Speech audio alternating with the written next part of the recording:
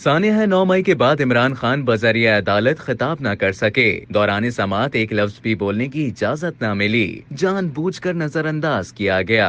राना मसूद हुसैन की तज्जियाती रिपोर्ट के मुताबिक 9 मई के बाद अदालत के जरिए इमरान खान खिताब न कर सके। जजेस बिलखुसूस चीफ जस्टिस के रिमार्क्स के दौरान जानबूझकर इमरान खान को नजरअंदाज करते हुए देखा गया। सोशल मीडिया पर वायरल तस्वीर की तहकीकात शुरू। सीसीटीवी कैमरों की मदद से जिम्मेदारों का सुराग लगाया जा रहा है। मखसूस एजेंडे के तहत चीफ जस्टिस काजी फाइज ईसा के खिलाफ गैर मुल्की जायदादों का झूठा और बेबुनियाद रेफरेंस सुप्रीम जुडिशल काउंसिल में भिजवाने के लिए उनके और उनके खानदान के मुख्तलिफ खुफिया इदारों से मुबैना जासूसी करवाने के मुबैना जिम्मेदार उस वक्त के वजीर आजम इमरान खान को सुप्रीम कोर्ट में 2.5-3 घंटे की समाअत के दौरान एक लफ्ज भी बोलने की इजाजत न देकर और कार्रवाई की सोशल मीडिया पर बराह रास्त समाअत नशर न करके उनके 9 मई 2023 के बाद कौम से अदालत के जरिए खिताब का मौका न मिल सका। दूसरी जानिब इमरान खान को केस की वीडियो लिंक के जरिए कार्रवाई में हाजिरी के दौरान मुतादिद बार जजों बिलखुसूस चीफ जस्टिस के रिमार्क्स के दौरान जेल में जानबूझकर उन्हें नजरअंदाज करते हुए भी देखा गया था।